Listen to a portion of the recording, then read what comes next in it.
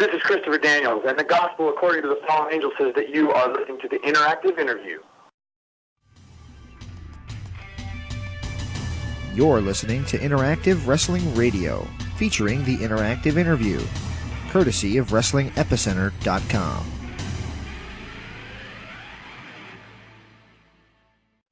Hey, this is the future Frankie Kazarian, and you're listening to the interactive interview. Did you ever have one of those days where stuff just does not go your way? This is one of those days for me. Hello, everybody, and welcome to another edition of Interactive Wrestling Radio right here on WrestlingEpicenter.com. This week, we're going to bring you two interviews with two stars from two promotions, both of whom at the top of their game right now. First is our exclusive of the week, which is Ring of Honor superstar, the Fallen Angel, Christopher Daniels, who will be joining us for the first time in, I believe, 15 years. He may have joined us in 2006 on one of our other shows, either 3 Count Wrestling or The Pile Driver, but this is the first time he's been on a show that I've officially hosted in literally 15 years. So we're having him on again. And the reason I said things aren't going my way is because my microphone cut out halfway through the interview, which hung up the telephone, which had already been delayed. The interview was already delayed by a day because of circumstances beyond our control. Not my fault, not his fault, just stuff didn't work out. So it was kind of cursed from the get-go. So if you notice there's a difference in audio quality, and if you don't notice, you should get your hearing tested. You can hear some ungodly noises that I'm making because I have the second half of the interview after the little muff up with the hang-up is recorded from what you could hear through my earmuff of my headset and my microphone of him talking. So if you hear literally the sound of my saliva moving in my mouth, that's why, because I've turned the volume up of what little sound there was. Tiny, tiny bit of sound to turn it up so you could hear what Christopher Daniels is saying. And you can make out what he's saying, but it's not up to our usual standards. So I do apologize to those who are listening and are expecting our radio quality content, much like the voice you're hearing right now. But half of it is, and I hope you guys enjoy it. And if you don't tolerate our low quality audio, I am still transcribing it, and it will still be available to read on WrestlingEpicenter.com. Without any further delay, I forgot to mention, our second half of the interview is Impact Wrestling and Ring Warriors, if that's still a thing. Star Eli Drake is going to be joining us as part of the Impact Wrestling Press Pass teleconference call. We'll bring that to you as well as we did Jordan Grace last week, and so on and so forth. Check out the archives of WrestlingEpicenter.com. 16 years of content. We've been going over 16 years. Had the milestone date just a few weeks ago. So happy to have spent literally my entire adult life doing this. There is nothing else I'd rather be doing, and I'm honored that these promotions like Ring of Honor, who set up this Christopher Daniels interview, Impact Wrestling, and so on and so forth, think I'm good enough at it to keep letting me do this. So thank you guys for all you've done for me over the last few years, and I hope you enjoy what we're about to bring to you here. Just wish it was better quality. My fault. Entirely my fault, and I apologize.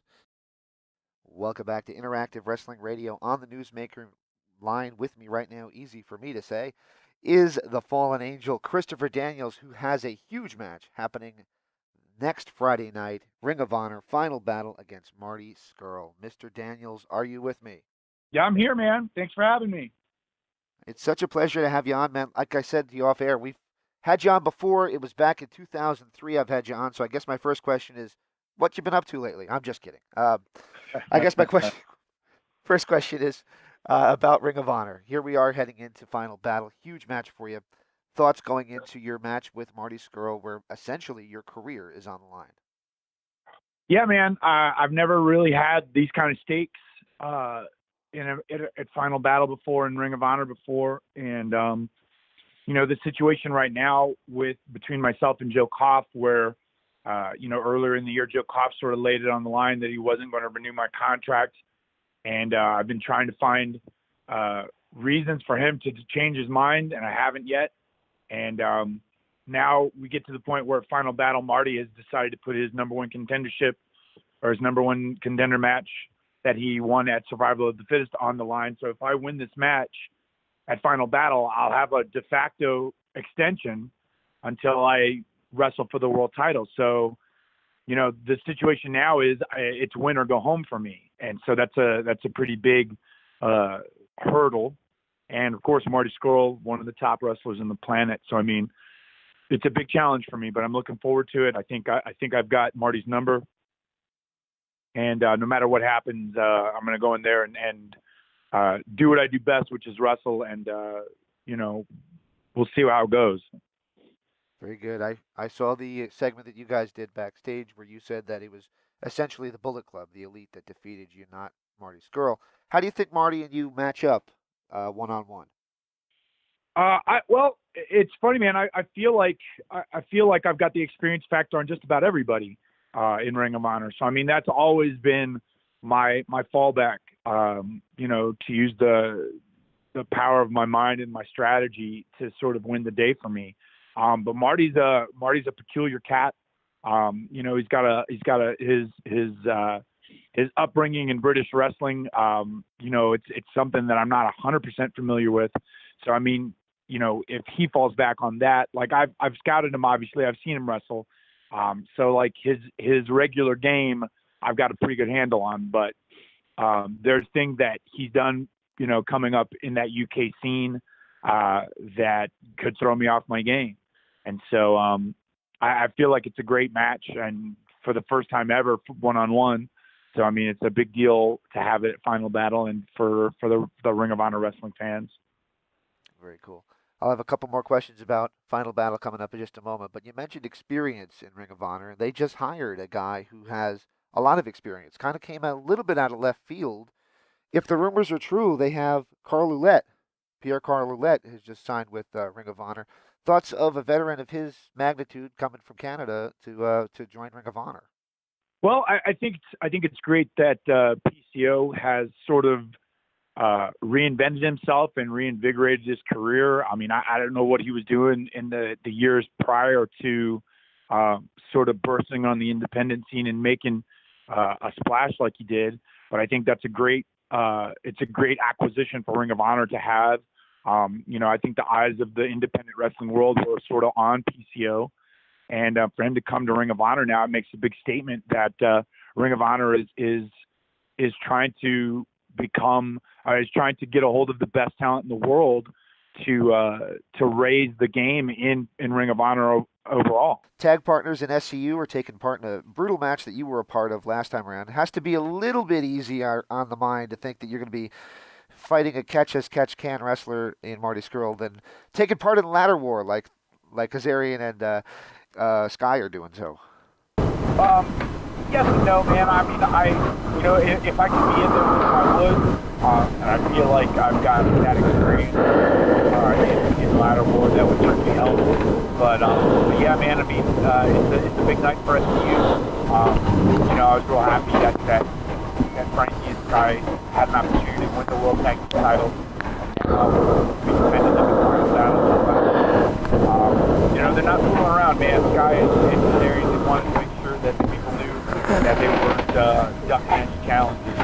And so to call out ladder war, call out the Briscoes and Bucks, it's a solid order. And I think it's going to be a good night for SCU all over. I wanted to go back to the 15th anniversary show when you won the world title. I had just interviewed Kazarian literally the week of, and we were talking about him joining the Bullet Club.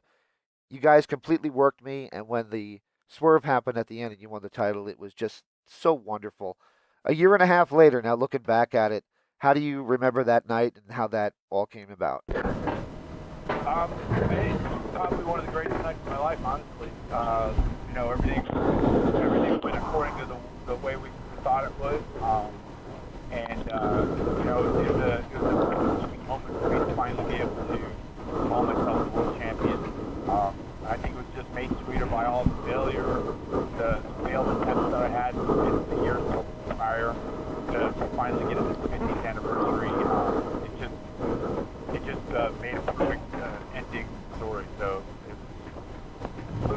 best nights of my life. All right. Well, just a few more to go here for you. I'm trying to stick within about a 15-minute time frame for you. Ring of Honor is in an incredible position right now. The eyes of the entire wrestling world are on you guys as one of the originals, one of the guys who was on the first show, who sees how much it's grown and where we're at now with Ring of Honor, I think undeniably the number 2 wrestling company in the country. What is your take on the incredible growth of Ring of Honor over the past few years? I just think it's a testament to the hard work of all the guys that are in the ring and certainly the guys behind the scenes. Ring of Honor is very hard to be the best alternative to the mainstream professional wrestling. They've always focused on the in-ring action and tried to bring the best wrestling on the planet to the United States. And that includes, having a partnership with New Japan, bringing the New Japan guys over as part of our crew.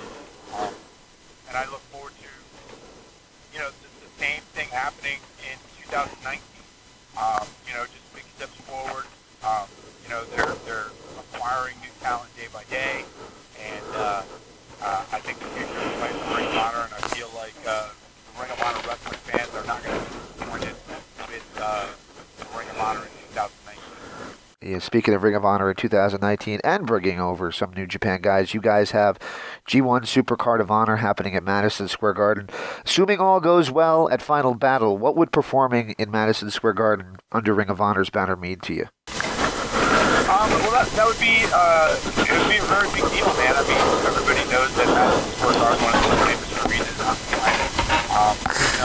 That'd be a heck of a bucket list item for me. And for all the guys in Ring of Honor.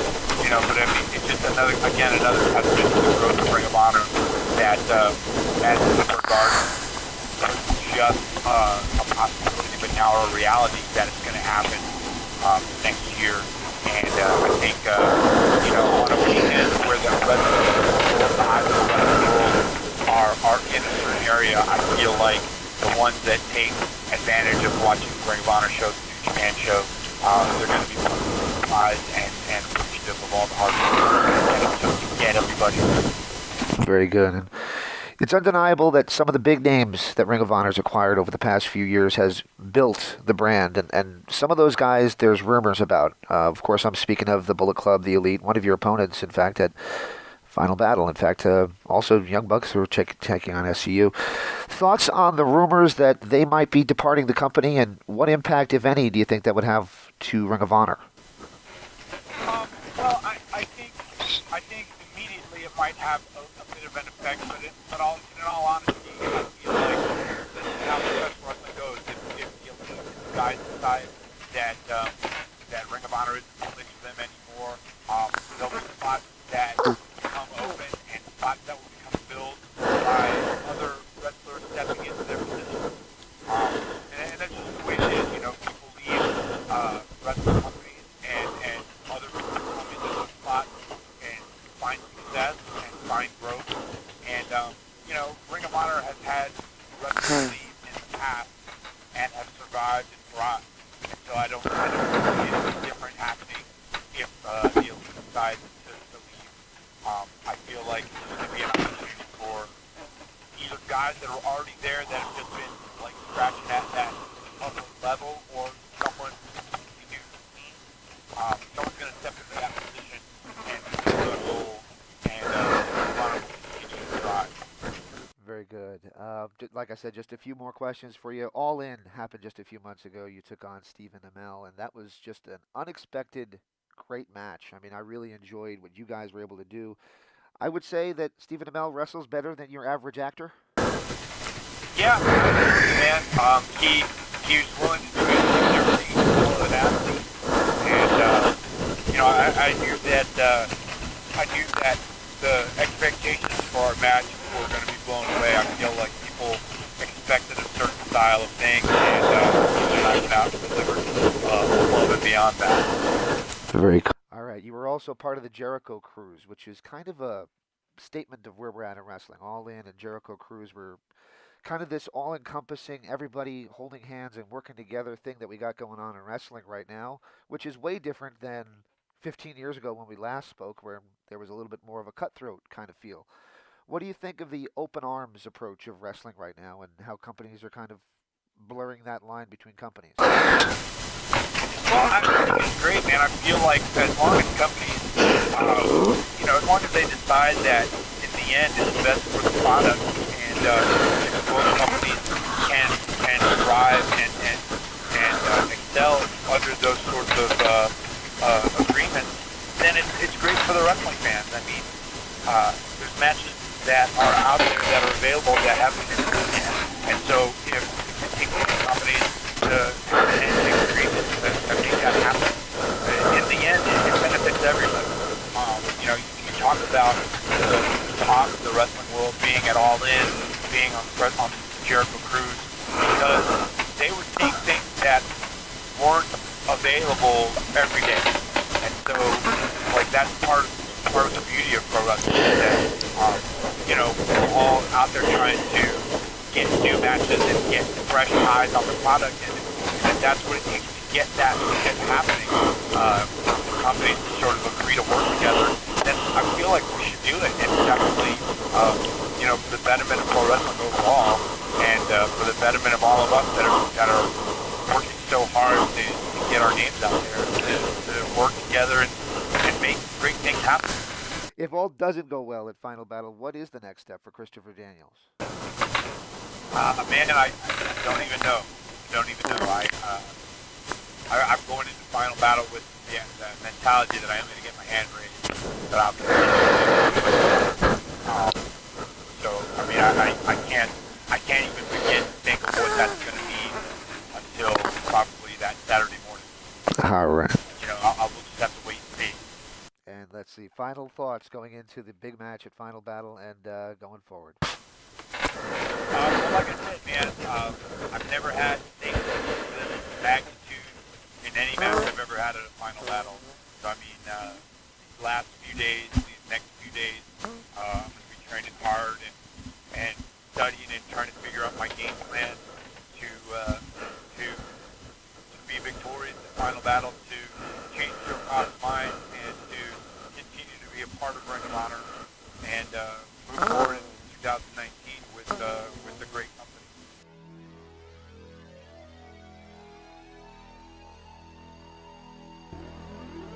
This is the Wrestling Epicenter.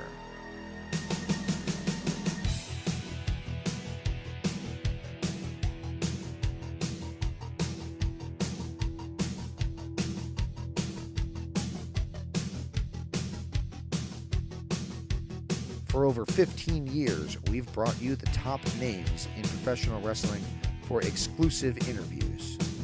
Everybody you see here has been interviewed by our site. But we're more than just interviews. So be sure and check out WrestlingEpicenter.com for news, results, information, and of course our store. WrestlingEpicenter.com, your #1 source for wrestling information.